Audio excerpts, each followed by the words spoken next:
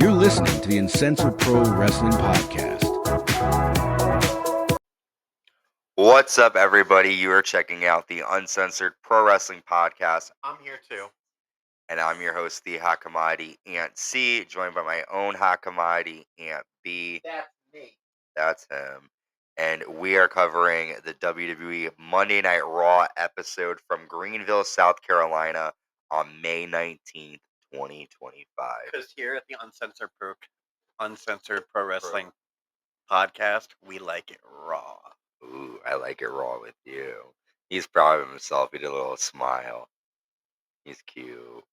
So tonight's episode kicks off with Logan Paul coming out to the ring.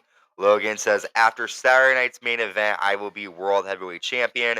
I have some facts to drop. Jey Uso is a champion. That's a fact.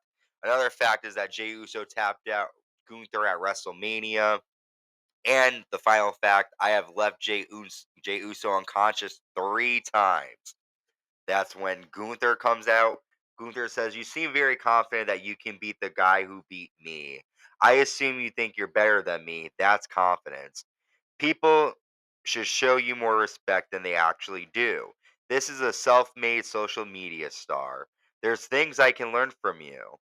Logan Paul as world champion would be great for business. For you, it's business. For me, it's personal. If you take Jey away from me, I'll take that as disrespect. When I look into your eyes, I don't see any heart. If you beat Jey on June 9th, your accolades mean nothing. The bell will ring and I'm going to eat you alive. Gunther leaves the ring. Logan says, you walking away? And then Jey Uso super kicks Logan Paul from behind. Jey Uso says, fact, I'm going to see you on Saturday. And Gunther, I'm going to see you in Phoenix on June 9th. So Gunther, confronted Jey Uso last week. He's now confronting Logan Paul. This is a good way to set up Saturday's main event to get us, curious as to who's going to win and fight Gunther. And I like that they didn't just have Gunther talk to Jey, because now it's made it more who could win this. I know Jay's going to win, but they did make it different, and I liked it. What do you think? Yeah, I agree with that. As much as I know Jey Uso's gonna win, I'm almost like, well, what if Logan Paul does? It does put that in your head. I was thinking the same thing. Um, but it would be a real slap in the face for Jey to lose the title right now. So, um, yeah. But I do think that one day Logan Paul will be champion. I do. If a former tag team champion like Jey Uso can be world champion, then I see Logan Paul can hold And that title. Logan Paul has the level he's gotten to and the amount of time he's been in is incredible. Like Jey Uso has been in 10 years? Over that now. Our first matchup of the night, we have the Judgment Day, which is JD McDonough and Finn Balor with Carlito taking on Penta and AJ Styles. And the announcers are putting over the fact that Dominic Mysterio is not at ringside again for a Judgment Day match. This was a decent tag match to open. Both AJ and Penta dive onto Judgment Day on the floor. AJ applies a calf crusher to Finn, and then JD McDonough accidentally hits a frog splash to Finn. Carlito tosses AJ into the ring post, and then JD McDonough hits Penta with a Spanish fly. JD then dives onto AJ Styles on the floor, and Penta hits JD McDonough with a Mexican destroyer off the ring steps. However, El Grande Americano is in the crowd and headbutts the back of Penta, and Balor quickly hits a coup de grace, and the Judgment Day defeat Penta and AJ Styles with help from El Grande Americano. And we're definitely going to see Grande and Penta have a match, probably a mask versus mask match. But what'd you think? Yeah, I would think the mask versus mask match would be kind of the ultimate build up, so we learn, of course Penta's got to win that so we can learn who he is, although we know who it is. But yeah, I'm definitely excited for that. I think they would put on a good match. Um, to be honest, I think that Penta's a little overrated. I do, but I I like his matches and they're good and everything. But to be honest with you, I think Dragon Lee is better than Penta. I really Yeah, do. you're saying that. Well, Penta is good. We're just not seeing the best of him right now, which I'm sure we will. Paul Heyman talks to Jey Uso backstage, and he says, "Everyone keeps saying that I stabbed everyone in the back, so I'm going to tell you tonight, you're going to fight Bron Breakker, and whoever is champion is short term.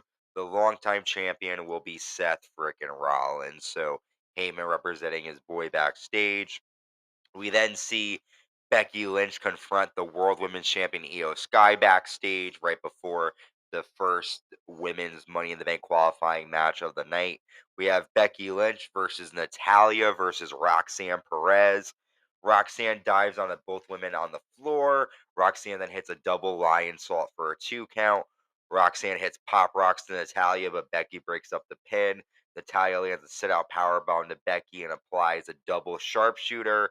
Becky hits Natalya with a manhandle slam, but then Lyra Valkyria comes out and attacks.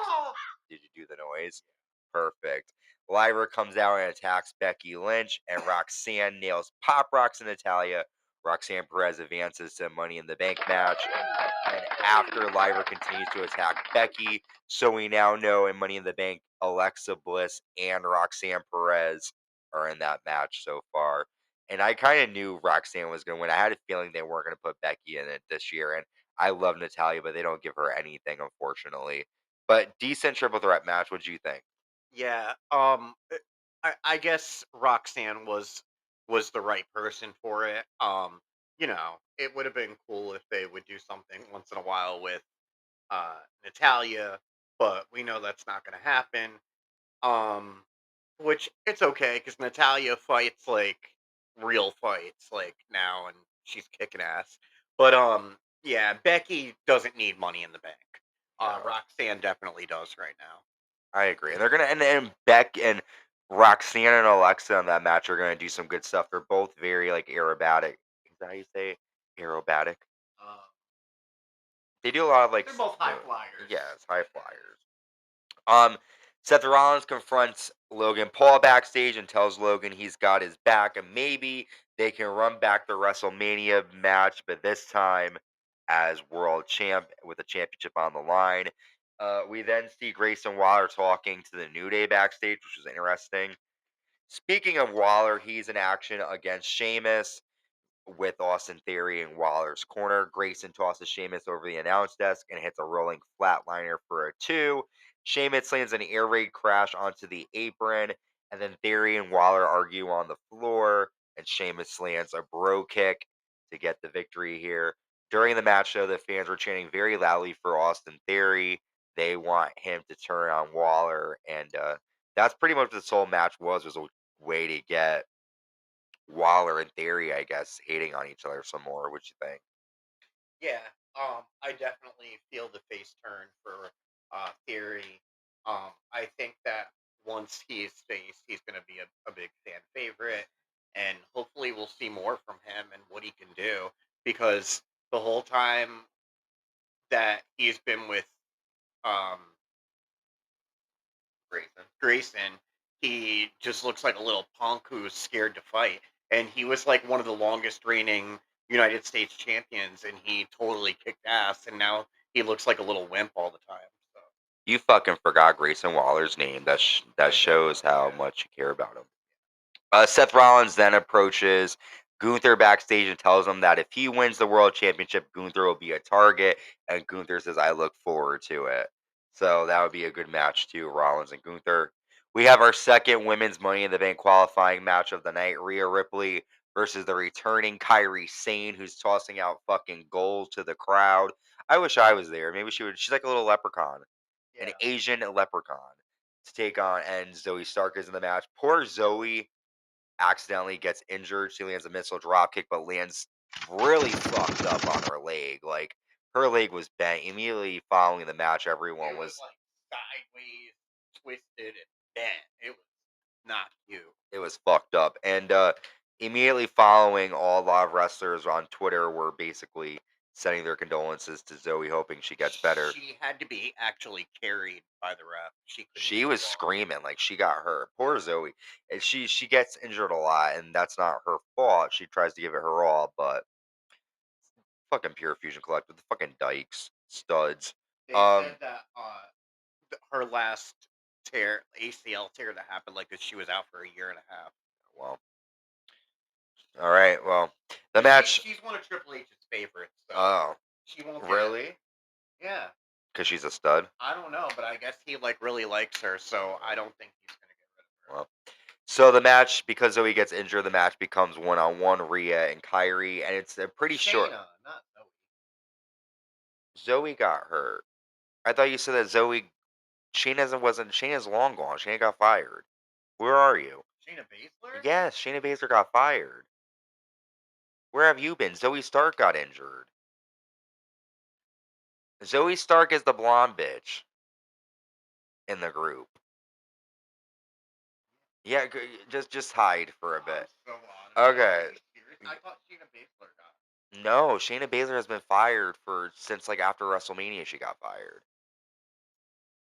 Anyways, it comes down to Rhea Ripley and Kairi Sane. Kairi lands a spinning fist to Rhea, but Rhea hits a riptide, and Rhea Ripley advances to the women's Money in the Bank match. So now we have Alexa Bliss, Rhea Ripley, and Roxanne Perez in that match. I'm excited to see Rhea because I don't think she's ever competed in a Money in the Bank ladder match.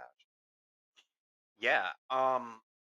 It'll be interesting to see Rhea in there. I kind of feel like Rhea doesn't need Money in the Bank, but we'll see. See, that's Zoey Stark. I swear to God, I thought it was Shayna Baszler. You got your studs I'm confused. nuts. I did.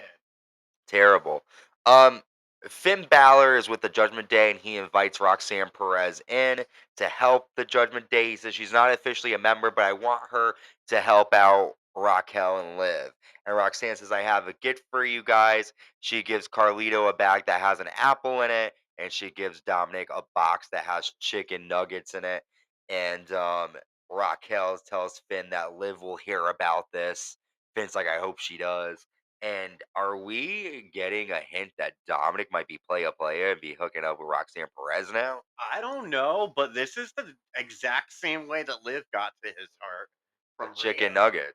So, but I'm hoping that he doesn't. I hope that he stays with Liv, and I hope Liv comes back and beats her ass. I hope he goes to Roxanne because then he'll be a straight up fucking Latino Heat player. That would be awesome in my mind. Well, no, not to like cheat on her, but to just be like, listen, like, because technically, like, no offense, but how do you think?